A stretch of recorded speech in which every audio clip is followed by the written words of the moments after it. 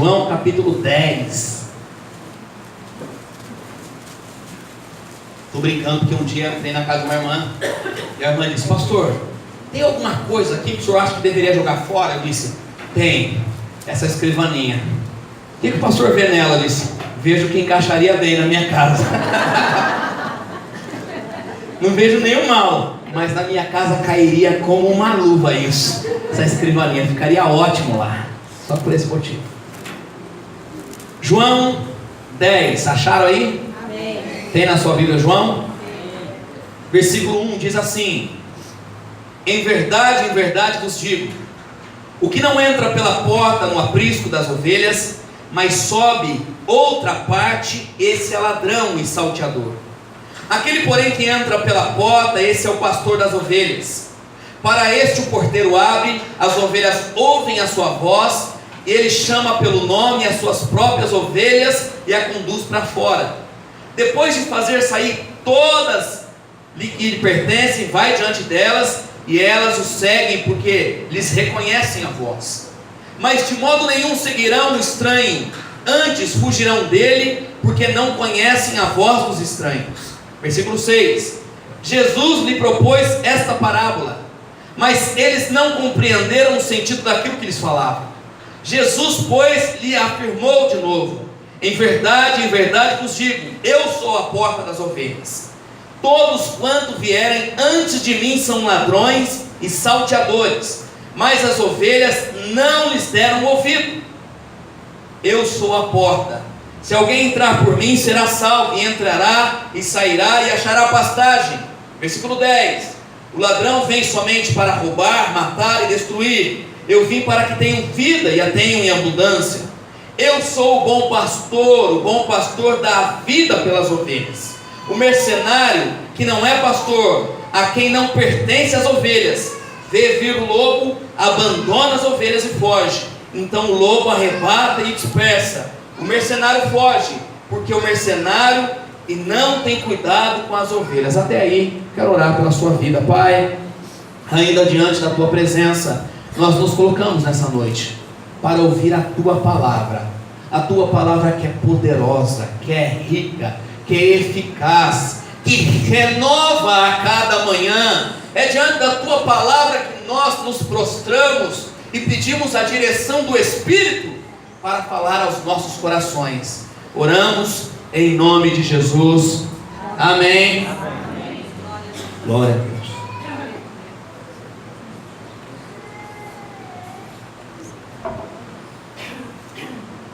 O tema da mensagem desta noite é, preste atenção, fato ou fake?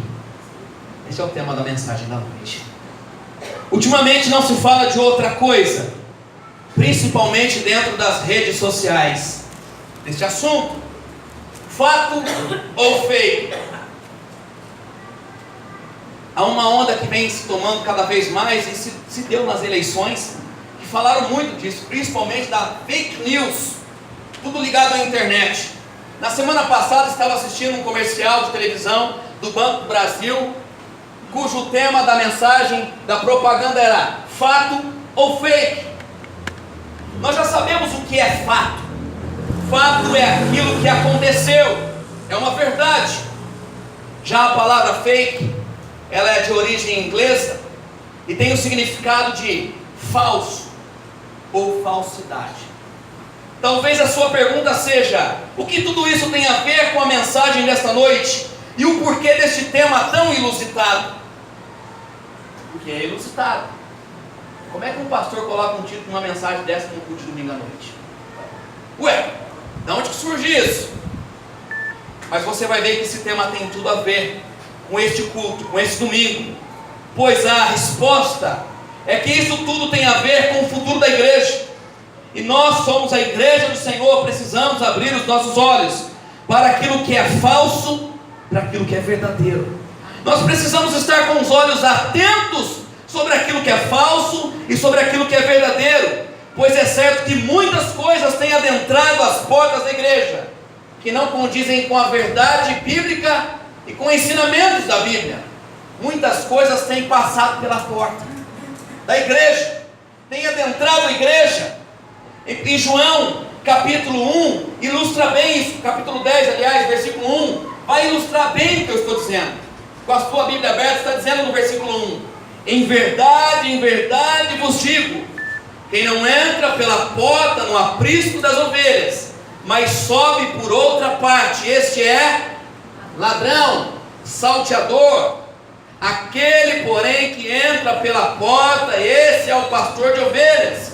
Olha o verso 3: para este o porteiro abre, as ovelhas ouvem a sua voz, e chama pelo nome as suas próprias ovelhas, e a conduz para fora. Versículo 4: depois de fazer sair todos que lhe pertencem, vai diante delas, e o seguem, porque conduziu com a sua voz. Mas se atente pelo versículo 10, diz assim: o ladrão vem somente para roubar, matar e destruir. E aqui é interessante esse versículo, e eu fiquei preso nele ontem, nesse versículo, diante do entendimento. Muitos de nós, sem o entendimento da Bíblia, chamamos este ladrão de diabo, não é? Quantos de nós já chamamos esse ladrão de João 10:10 de diabo? Você vai ouvir em muitas igrejas, muitos pastores pregando sobre isso, e alguns colocam o diabo dentro do versículo. E talvez você já citou alguma vez João 10:10, o diabo vem para matar, roubar e destruir. Mas foi você que colocou o diabo lá, o diabo nunca entrou lá.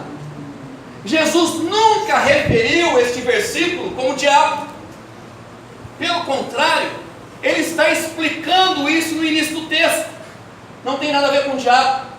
Tem a ver com o salteador, com o ladrão, com pastores, mas não com o diabo. Eu fiquei pensando nisso, sobre o que é falso, sobre o que é verdadeiro, à luz da palavra de Deus.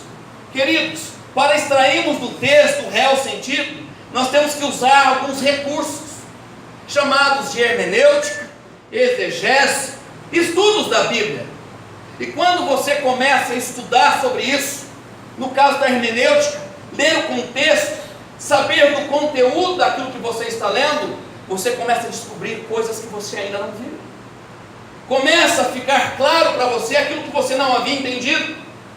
Nós temos o costume de ler um versículo e nos prender nele e esquecer daquilo que está diante dele. Nós somos assim. Nós pegamos e colocamos e concluímos aquilo que nós imaginamos. Um dos primeiros recursos da hermenêutica é a interpretação, é ler o texto no seu contexto imediato. Todo o contexto do texto nos leva a perceber que o assunto abordado pelo Senhor Jesus era de falsos profetas, falsos mestres que estavam em Israel. Não tem a ver com o diabo. Tem hora eu fico pensando assim, gente. Tem hora que a gente fica expulsando o diabo, tem hora que a gente fica expulsando o demônio. O demônio fala: com todo respeito, eu não estava ali.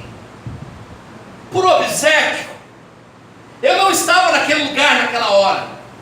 Tem coisa que não tem a ver com o demônio.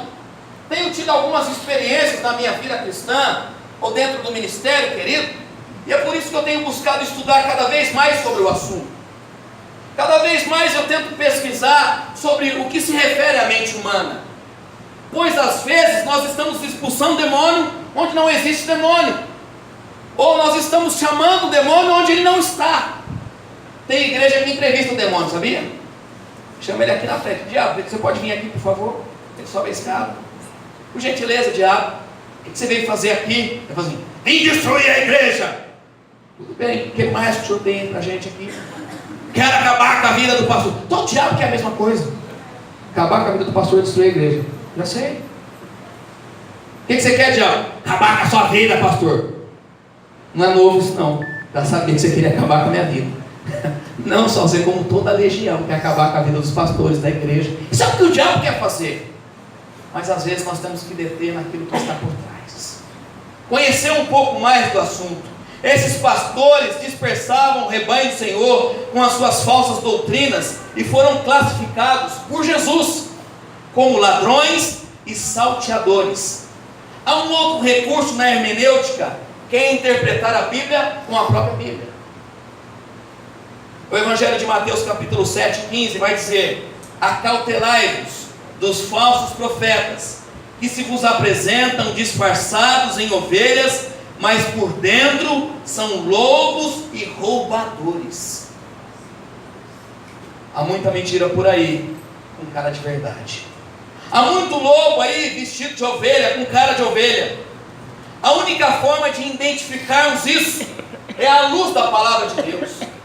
É conhecendo de fato quem Deus é e o que diz a palavra dele. Há muitas pessoas falando em nome de Deus. Há muitas pessoas usando o termo que são de Deus, mas não tem nada de Deus. Como é que nós entendemos isso? Oséias capítulo 4, versículo 1, consegue projetar aqui? Para você não ficar procurando. Oséias 4:1 diz assim: ouvi a palavra do Senhor, vós filhos de Israel, porque o Senhor tem uma contenda contra os habitantes da terra, porque nela não há verdade, nem amor, nem conhecimento de Deus. E o versículo 6 que vocês conhecem bem, Deus está dizendo: o meu povo está sendo destruído, porque lhe falta conhecimento. O versículo continua dizendo: porque tu, sacerdote, rejeitaste o conhecimento, também eu te rejeitarei, para que não sejas sacerdote diante de mim, visto que esqueceste da lei do teu Deus, também eu me esquecerei da lei e dos teus filhos. Tem uma frase muito conhecida que diz que todo texto sem contexto é pretexto para heresia. Todo texto que não tem contexto é um pretexto para você inventar alguma coisa. Tem uma frase que o Carlinho usa muito, que eu gosto, que diz: nem tudo que está na Bíblia é bíblico. Parece um pouco confuso isso, não é?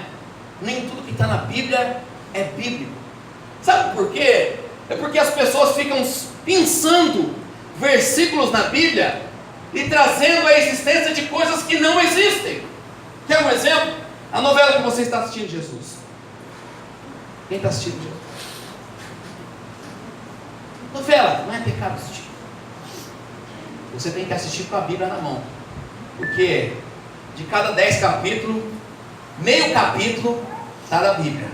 O resto ele se coloca um pouco lá. Até porque, se fizer uma novela, tudo arrisca, a novela dura uma semana. Então eles ficam enchendo linguiça.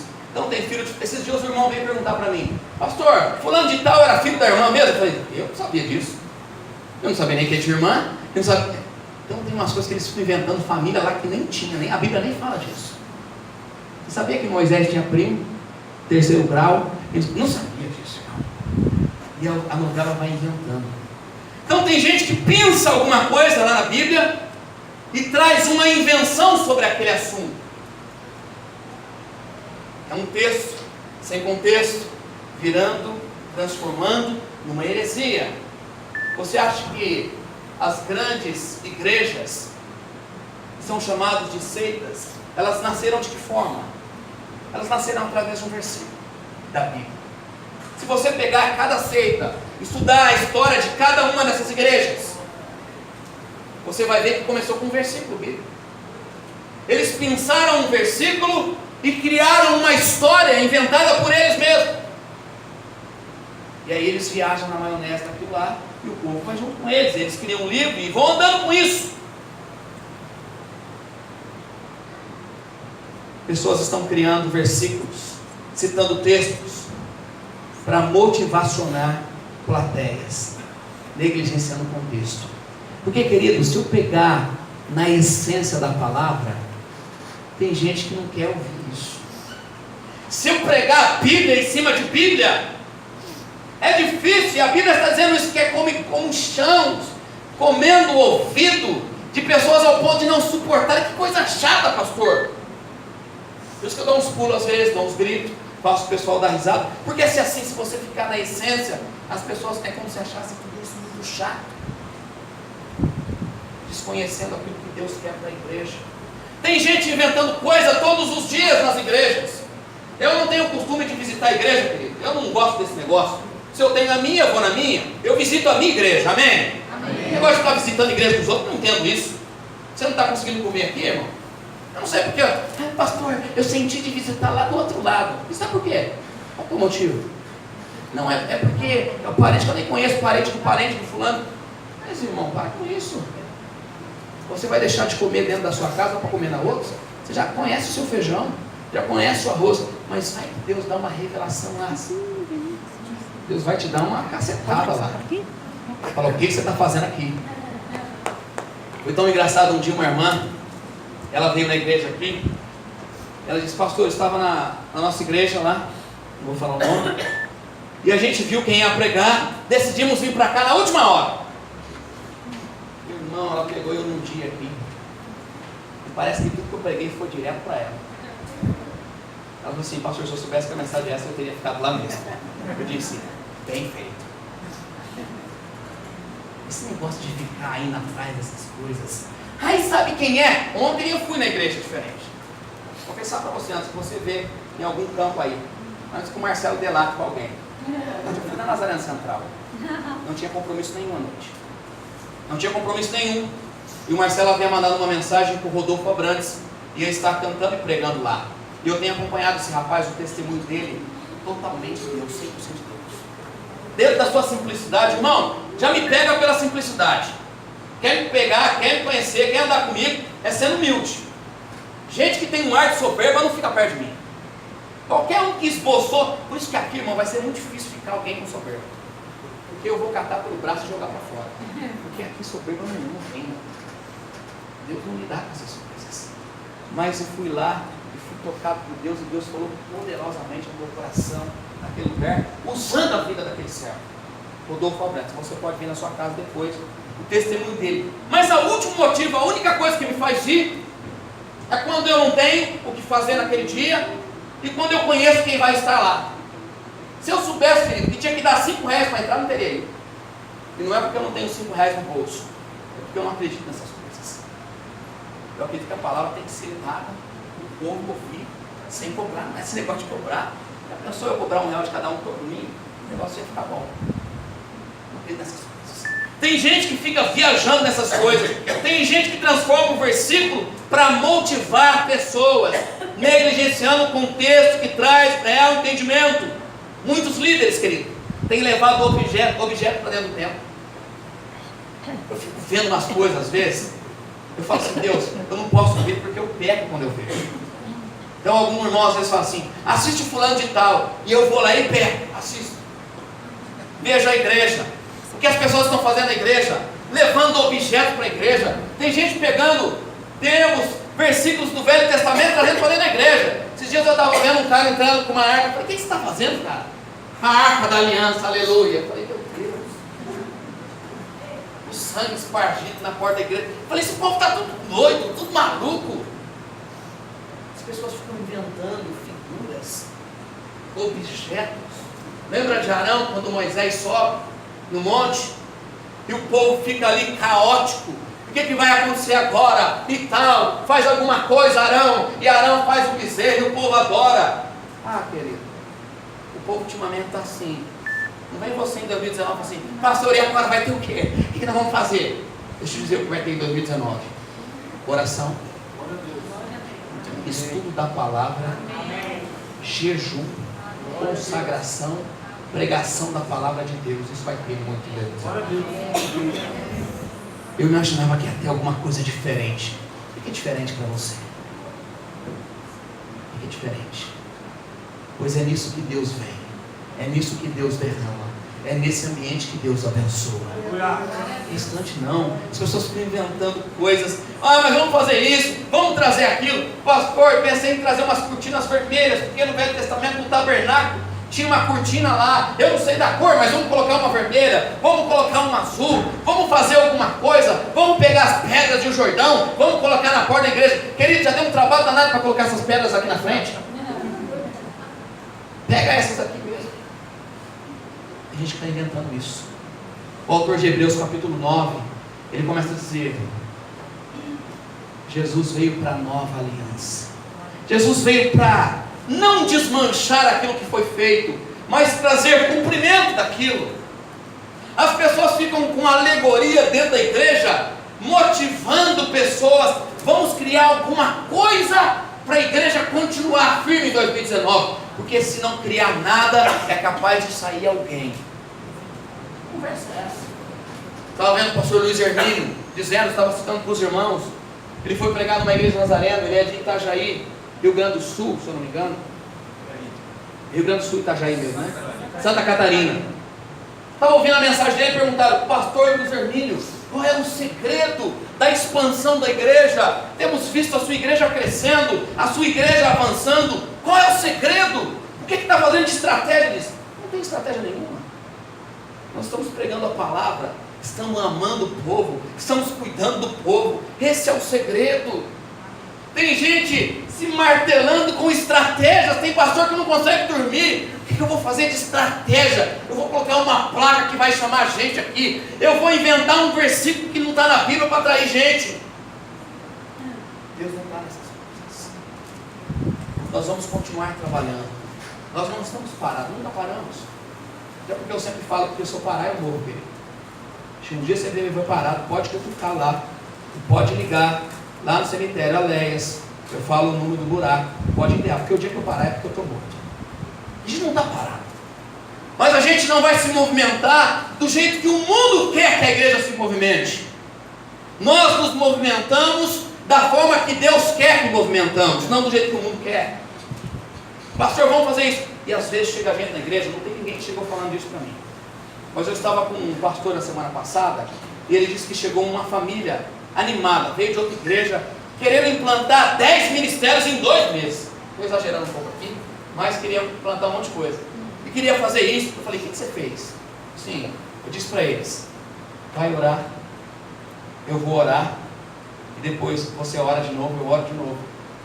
E depois de termos orado durante alguns meses, a gente vai saber o que Deus quer ou não. Não, mas isso tem que acontecer no próximo mês. Ele disse, não, primeiro nós temos que orar. E a família foi embora. Porque tem gente que chega com ideia demais, com coisa demais para fazer, e você fala, tudo bem, isso é maravilhoso, no tempo certo nós vamos colocar, nós vamos encaixar, vamos orar, vamos colocar diante. Não, tem que ser agora. Não, tem que ser agora por causa de quê? Pode esperar? Não pode. Se esperar nós vamos perder. Peraí, irmão, perdeu o quê? Não, tem gente que está atrás dessa coisa prática. Se não fizer, se não acontecer, e eu às vezes me detinha nisso. Quantas vezes eu falei com isso? Lá na igreja de Jardiolina, eu falava para o pastor Jonas, temos que fazer isso, temos que fazer aquilo. Ele falou assim, calma. Aquele jeito sereno dele, calma. Pastor, mas todo mundo está morrendo. Calma. E hoje eu entendo com clareza o que ele dizia. Calma. Do jeito que você está aí, você vai morrer. Não vai conseguir salvar ninguém. Calma. Tempo ao tempo. Tempo ao tempo. Tem gente, querido, dando ouvido para essas coisas. E Hebreus está dizendo, olha, fica tranquilo. Jesus já cumpriu tudo. Para de inventar coisa dentro da igreja. Para de inventar coisa que não seja de Deus. Mentiras, abominações têm invadido as igrejas, principalmente neste período pós-moderno.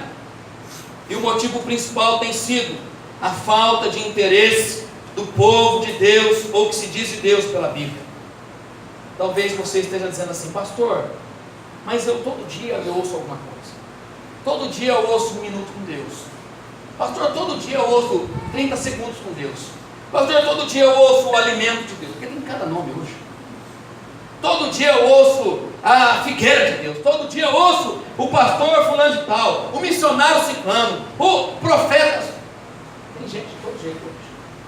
E tem um negócio hoje que depois que inventaram a facilidade da internet, o irmão coloca o celular lá e começa a falar. Tem gente que não está nem trabalhando mais para gravar mensagem.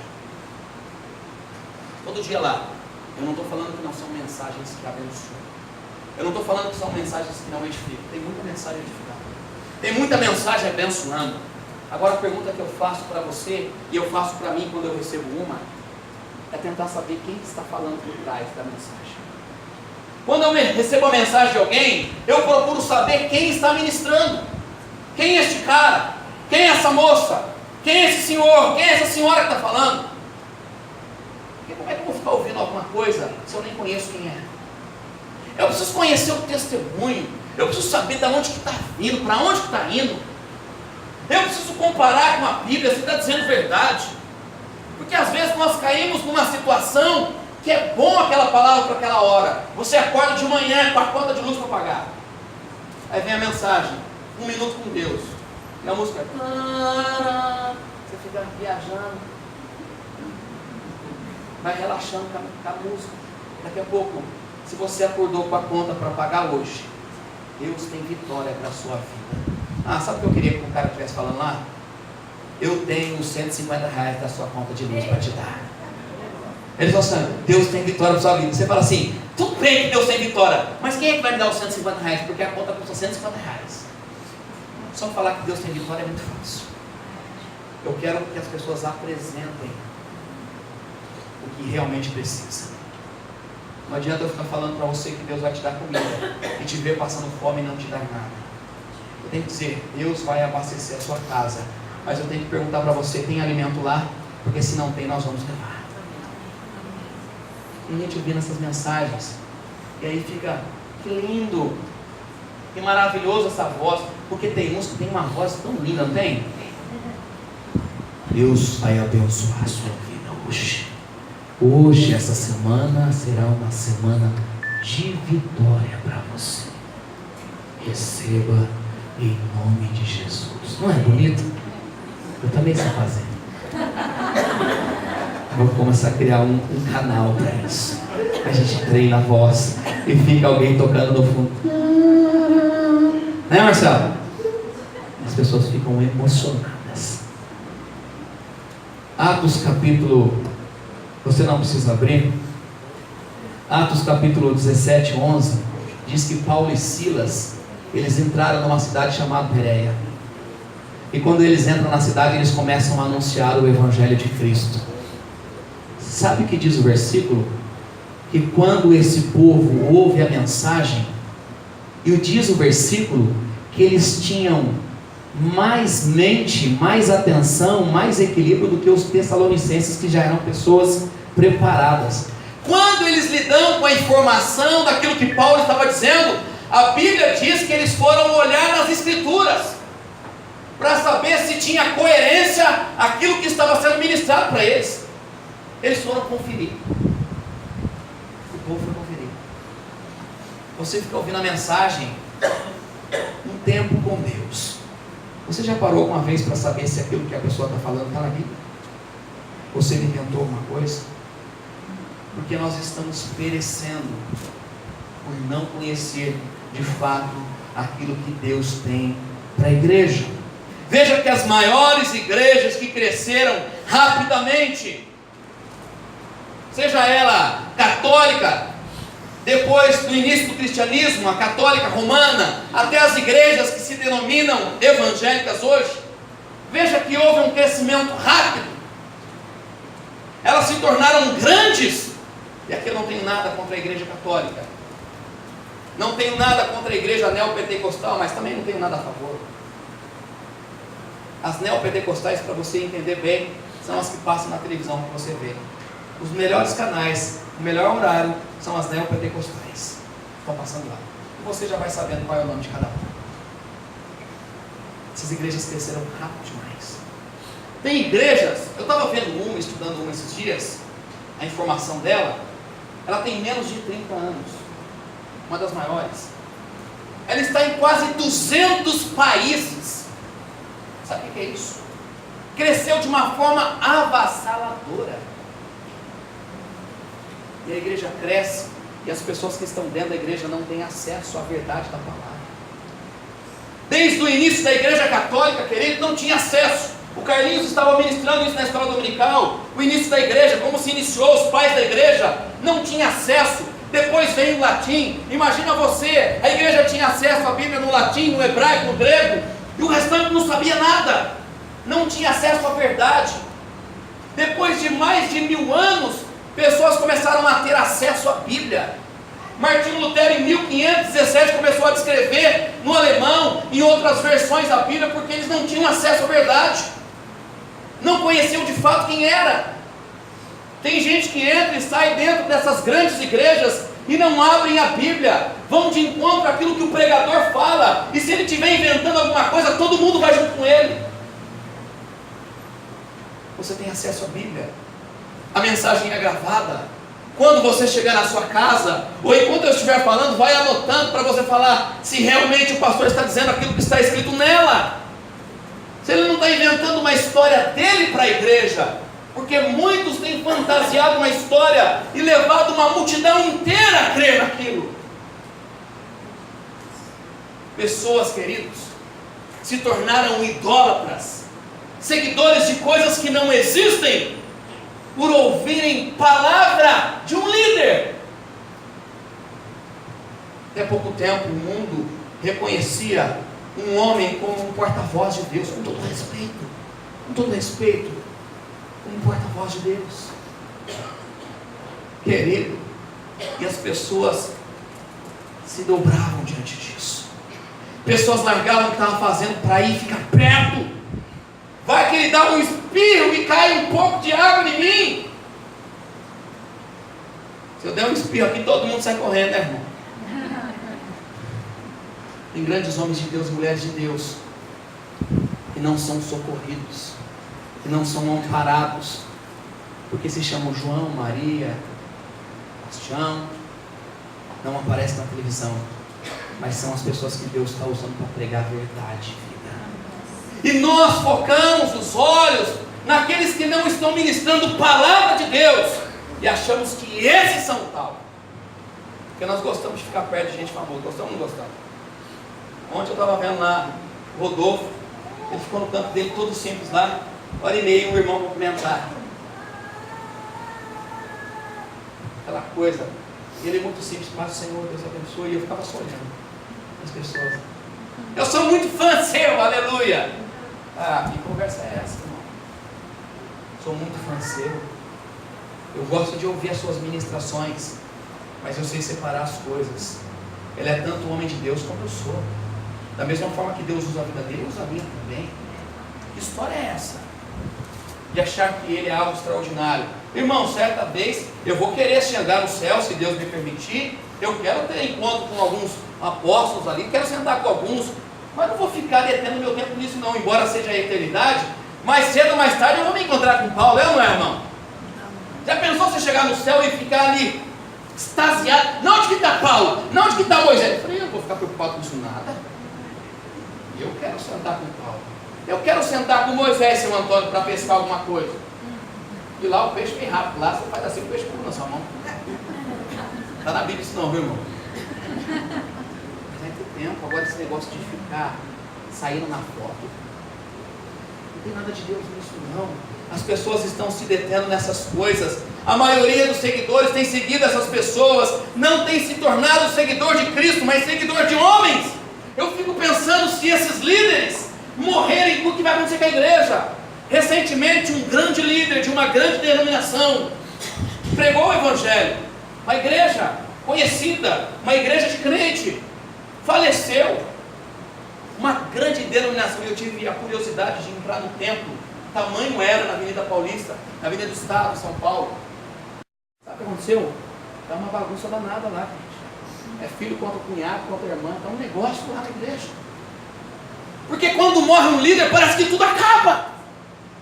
Eu fico pensando, alguns líderes que ainda estão vivos, estão mais ou menos vivos, né? Cambaleando. Na hora que morrer, como é que vai ser a igreja? Que briga que vai ser essa? É como se fosse aquele sepultamento que eu estava, nunca vou esquecer, no cemitério da saudade. Enquanto o morto descia, os irmãos começaram a brigar. O que você está fazendo aqui? Quem você pensa que é? Eu falei, meu Deus, nem desceu lá do morto. Estava descendo o pai estava sendo enterrado e os irmãos começaram a brigar do lado. Você nunca veio ver, você nunca quis saber, agora você quer o dinheiro dele. Eu falei, meu Deus, como é que vai ser essas igrejas? Que idolatram o seu líder, que idolatram uma pessoa. Como é que vai ser isso? Se não estão embasados na Bíblia, nós temos que orar por isso. Porque isso é muito triste. Saber que pessoas estão sendo enganadas pela voz de uma pessoa que é eloquente, que sabe lidar com as palavras, que tem o dom dado por Deus para ele, mas que está enganando a gente. Quantas pessoas estão sendo enganadas por aí? Quantas pessoas têm se detido nessas coisas? João 8,32 diz, e conhecereis a verdade vos libertará. Como você conhece a verdade? Tem muita gente sendo enganada por aí. Conhecereis a verdade, e a verdade vos libertará.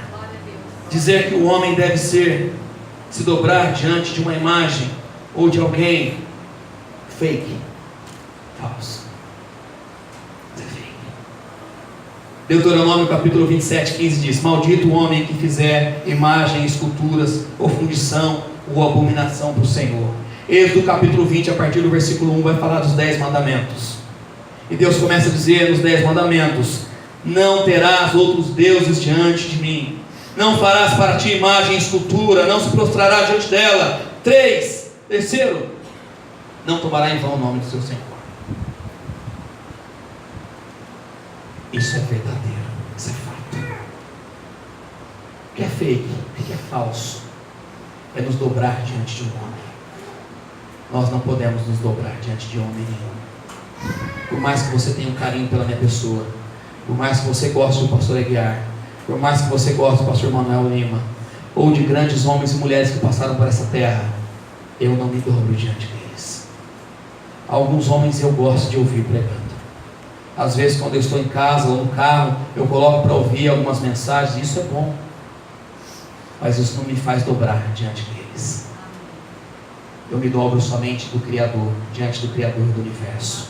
Eu não me dobro diante de pessoas. Eu não me posso dobrar, me permitir dobrar diante de objetos que são feitos de madeira, de barro. A Bíblia está dizendo: maldito seja esse. É o que está dizendo na sua Bíblia. Não estou inventando nada.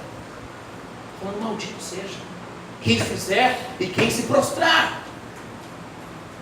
Maldito seja aquele que fizer outros deuses para si. Chega de idolatrar, querido. Chega de se deter nessas coisas. Adoração somente a Deus é fato, é verdadeiro. E Lucas 4:8 diz: Jesus respondeu: está escrito, adore o Senhor teu Deus e só a Ele preste culto, nenhum outro. Você veio aqui essa noite para prestar um culto somente para Deus, para mais ninguém. O que eu posso receber de você é um abraço, um Deus te abençoe, não uma adoração. O homem não é digno de ser adorado, só Deus é digno de adoração. Tem que ficar claro para nós. Essa verdade tem que estar estampada dentro de nós. O verdadeiro cristão não passa por luta fake, falso, mentira. Abra sua Bíblia lá em Apocalipse capítulo 2. Está fácil, estou pedindo Apocalipse, está fácil.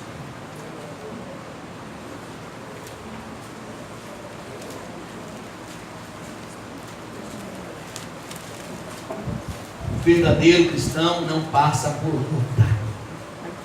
Isso é uma mentira. Isso é falso. C.S. Lewis, inclusive eu estou lendo um livro dele, ele disse: se você procura uma religião que o deixe confortável, a escolha certa não é o cristianismo. Se você busca conforto dentro de uma religião, não está no cristianismo. O cristianismo é conforto, todos os dias. Abriram aí em Apocalipse capítulo 2, versículo 8, diz assim: ao anjo da igreja em Esmirna escreve: estas coisas diz o primeiro e o último, que esteve morto e tornou a viver. Conheço a tua tribulação, a tua pobreza, mas tu és rico, e a blasfêmia dos que em si se declaram judeus e não são, sendo antes sinagoga de Satanás. Não temas as coisas que tens de sofrer. Eis que o diabo está para lançar em prisão alguns dentre vós, para ser expostos à prova, e tereis tribulação de 10 dias.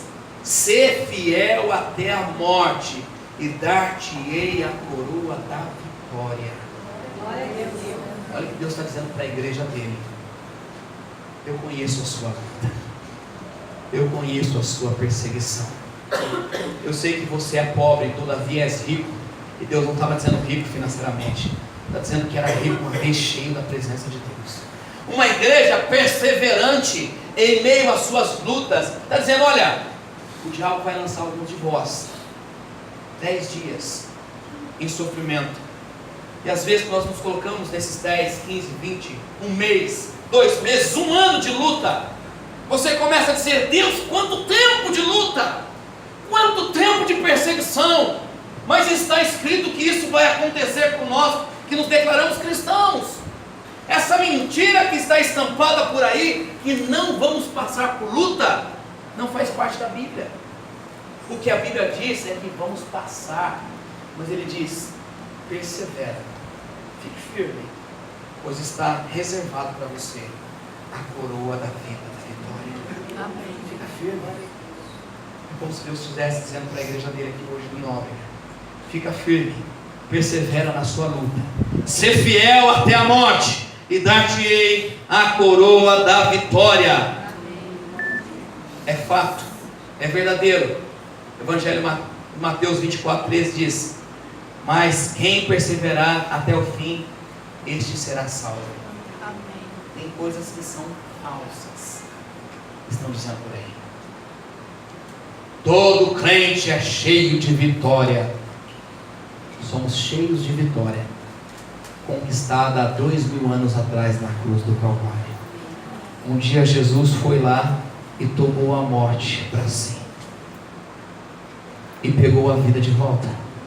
Ele conquistou vitória na cruz. Essa vitória Ele nos deu, e Hebreus está dizendo isso, que ela nos foi dada de volta. Mas temos também que passar por lutas, por aflições. Até a igreja de Filadélfia, que é elogiada, também tinha luta. Você fica pensando que é o quê? Que você vai entrar numa igreja e vai dar tudo certo, você nunca vai ter problema com irmão nenhum, a cadeira sua sempre vai estar reservada, a garagem sempre no mesmo lugar, nunca vai ter problema nenhum. Isso é uma mentira, isso é fake. O fato de estarmos na igreja nos relacionando com pessoas, temos adversidade, temos problema, temos contas a enfrentar. Domingo passado eu disse para alguns que o desejo meu era abrir um buraco na porta aqui e cair dentro. Irmão, eu fiquei esperando o dia do culto, esperando a hora do culto, mas na hora que eu estava no culto eu senti uma opressão tão grande na minha vida. Eu falei: o diabo quer me pegar é hoje. Eu não queria estar na igreja domingo. Você acredita numa coisa dessa? Tem dia que a gente está assim, não dá para entender. Um dia que é para mim estar radiante, feliz, não está dando certo. Meu filho está na igreja, minha família está na igreja, a igreja está cheia, palavra abençoada, ceia, tudo está maravilhoso. Qual que é o motivo do pastor não estar bem? Tem dia que o inferno se levanta contra as nossas vidas. É difícil até explicar isso, porque não tem muita explicação. Tem hora que você não tem muito o que explicar. Qualquer coisa que você falar, você está inventando. Eu não tenho motivos para estar assim. Eu não tenho, minha família é linda, maravilhosa, tudo está dando certo, as contas estão pagas, não tem motivo. Mas tem dia que a gente está assim. Deus está dizendo: haverá dias de sofrimento, dias difíceis de serem passados.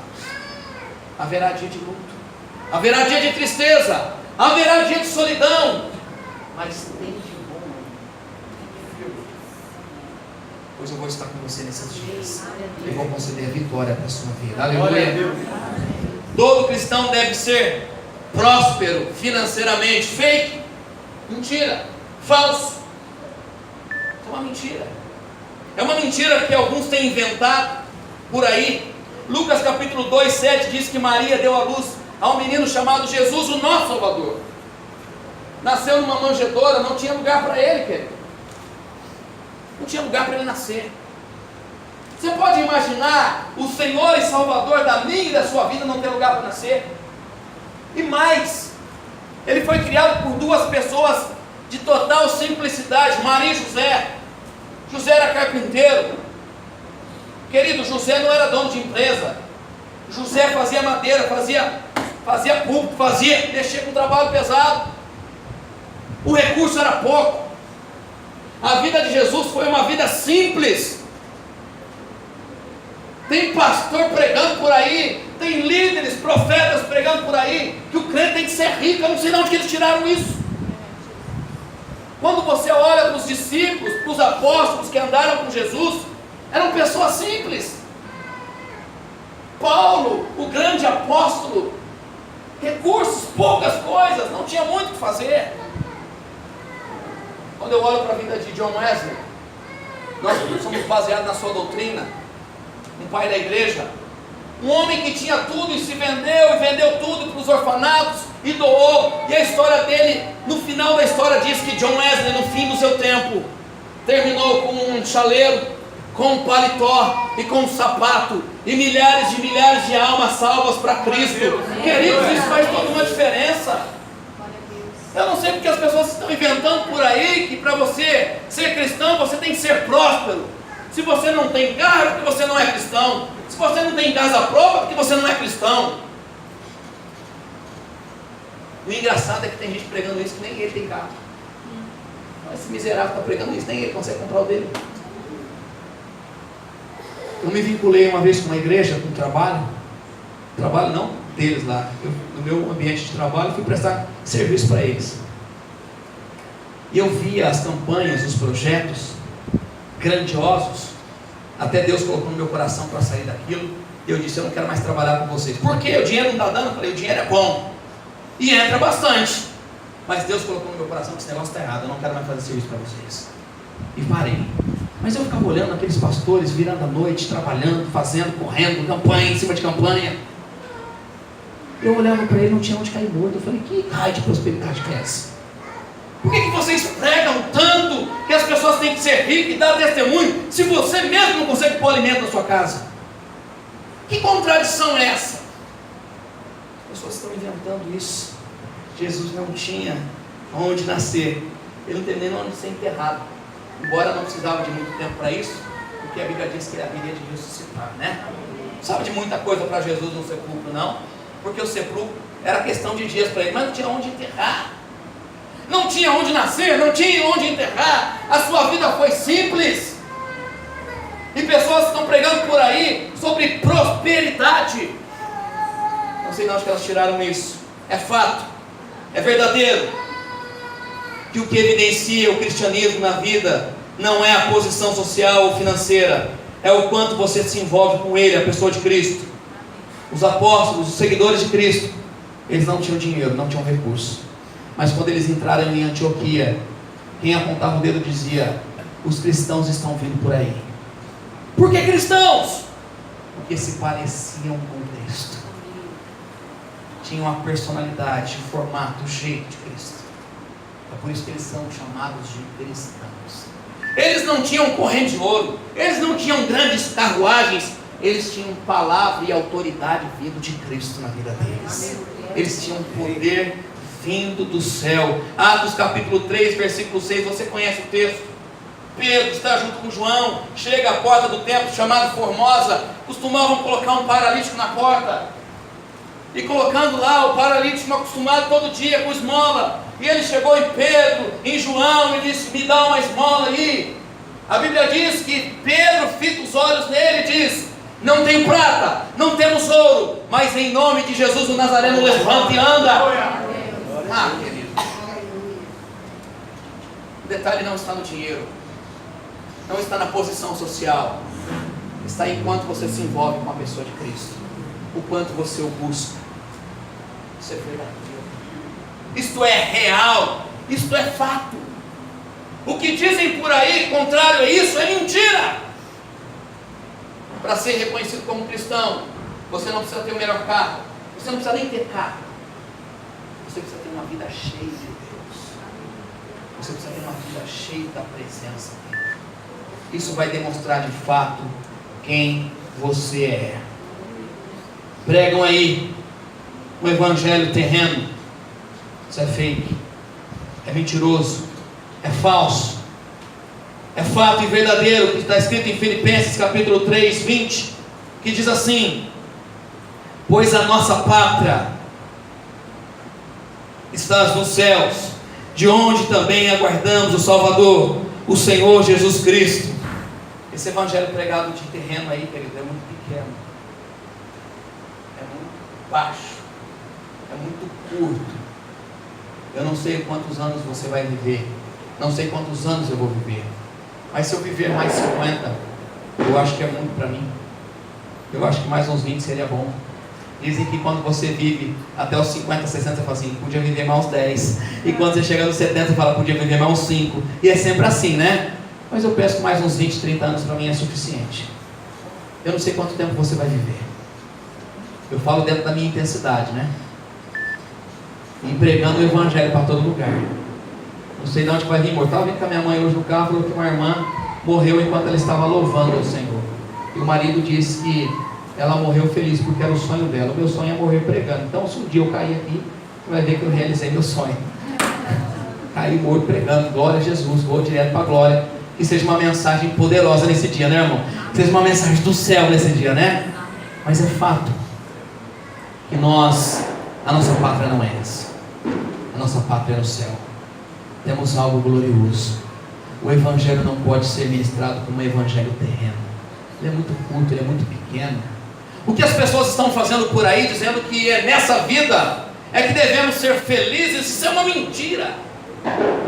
Nessa vida teremos lutas, perseguições, adversidades, tropeços, mas almejamos algo glorioso que vem da parte do céu, que vem da parte de Deus. É isso que nós buscamos, isso que é verdadeiro para nós. Há uma interpretação errada de Filipenses capítulo 4, versículo 13, que diz: tudo posso naquele que me fortalece. Talvez você, como eu, já usou algumas vezes esse versículo ao seu favor, porque há alguns dias das nossas vidas que nós meio que buscamos isso. Estava ouvindo um pregador dizendo, um professor de teologia, dizendo que um aluno dele procurou ele, dizendo: pastor, me ajuda com o tema, com a mensagem que eu vou pregar no domingo à noite para a igreja. Ele disse: pois não. E ele citou os pontos da mensagem, e este professor sábio diz: olha, esse ponto não condiz, não é uma verdade bíblica isso. Se você mencionar isso, será um problema para a igreja, você estará trazendo uma mentira. E o seu aluno diz: tá bom, pastor, já entendi. Ele disse: então, você vai mudar? Ele disse: não, eu não vou mudar porque está muito em cima da hora. Ele disse: não faz sentido você ter me procurado. Se eu estou dizendo que está errado, que você está trazendo mentira, não faz sentido pregar.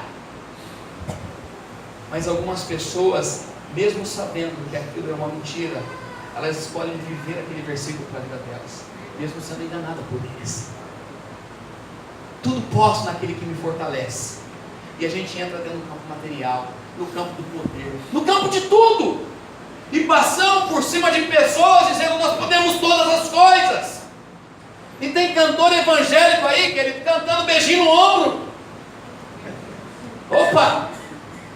Quem te viu passar na prova e não te ajudou, vai se arrepender, porque minha vitória tem sabor de mel, tem sabor do quinto dos infernos.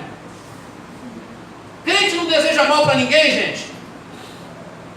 Tem crente cantando aí que quem não me ajudou no vale vai passar pelo sufoco um dia. Que conversa é essa? Quem não me ajudou no vale, o dia que eu puder ajudar ele, eu vou ajudar. E Deus vai honrar, e Deus vai levantar, e Deus vai abençoar. Crente não deseja mal das pessoas, crente estende a mão, beijinho no ombro. Tem gente cantando isso. Está desejando o que para o seu irmão? Para o seu inimigo. Alguém tem inimigo aqui? Ah, vocês estão crentes demais. Eu tenho. Você não tem não? Eu tenho. Como que você ora para o seu inimigo? Deus, mata ele da pior maneira possível. A Bíblia não ensina isso. A Bíblia diz para nós orarmos pelos nossos inimigos. A Bíblia diz para você orar por eles, para você desejar o melhor deles. Esse negócio de falar: passou no meu calo, vai se lascar com Deus. Que conversa é essa? Conversa de crente. Conversa de crente é: Deus abençoe a vida dele. Longe de mim, mas Deus abençoe ele. Né? Você não precisa tomar café com ele todo dia, né, irmão? Mas você pode ser canal de bênção para a vida dele através da sua oração. Tem gente equivocada com Filipenses. E olha o que diz lá: tudo posso naquele que me fortalece. Depende da sua interpretação. Pode ser um fake bem estabelecido, mas depende do campo da sua interpretação. Se for a mesma de Paulo, dentro do contexto do versículo 11 e 12, ela é fato, ela é verdadeira. Olha o que diz o versículo 11: digo isso, pois, não por causa da pobreza, porque aprendi a viver contente, em toda e qualquer situação. Vai pegando aí. Tanto ser estar humilhado, como também ser honrado. De tudo em todas as circunstâncias. Já tenho experiência, tanto de fartura, como de fome. Assim de abundância, como de escassez. Tudo posso naquele que me fortalece. Sei estar bem com um peru na mesa. Sei estar bem com um pintinho destroçado para 10 comer. E você correndo atrás dele ainda aquele trabalho. Sei estar bem com fartura. Mas sei estar bem com Deus em necessidade. Sei glorificar a Deus quando tudo está dando certo na minha vida. Mas também sei glorificar a Deus quando tudo está dando errado. Pois entendo que ainda que eu ande no vale, Ele estará comigo no meio do vale. Só dar glória a Deus quando tudo vai bem é fácil. Mas Paulo está dizendo: eu também aprendi a glorificar o nome dEle quando as coisas não estão acontecendo na minha vida. Sei glorificar a Deus quando as pessoas me aplaudem diante da minha pregação. Mas também glorificarei a Deus enquanto estiver preso. Pois tudo eu posso naquele que me fortalece. Essa é a essência do versículo. Não é o que você aprendeu por aí. Você precisa entrar na sua cachola, guardar no seu coração. Porque se você fazer mau uso da palavra, pode trazer um malefício para você, ao invés de um benefício. Deus, Ele traz luz da sua Bíblia para ensinar a sua igreja, para cuidar dela. Às vezes usa mulas como eu para falar com o povo dele. O fato é que vocês têm que estar com o ouvido atento, coração aberto. Eu ia pregar uma mensagem hoje chamada Distraídos, porque enquanto eu estava na Nazareno Central ontem, do meu lado tinha uma menina no WhatsApp, no banco de trás 2 pessoas conversando, e minha esposa estava lá, as 2 pessoas conversando, eu fiz assim, ó, para elas. Tem gente que diz que só o olhar já vale tudo, né? Eu disse: se elas não entenderem o olhar, eu vou dar uma rajada de palavra nelas. Eu não consigo lidar com isso. Pastor, mas não é a sua igreja. Eu falei: a minha igreja é a igreja de Cristo. Aonde eu tiver e ver bagunça e ver gente brincando, eu vou repreender, mesmo que não deixe eu entrar mais. Se eu vejo gente fazendo palhaçada, eu fui pregar esse dia numa igreja, eu andei com o rabo de arraia lá. Pode não chamar nunca mais, isso é uma escolha do pastor, estou tranquilo com isso, mas se me chamar, vai vir. Olha, não é lugar de bagunça, não é lugar disso. E aí eu vi muitos jovens distraídos dentro da casa do Senhor. Distraídos. Não se encontre distraído. Foque a sua mente e o seu coração naquilo que o dono da igreja está ministrando ao seu coração. Fique de pé, eu quero orar com você.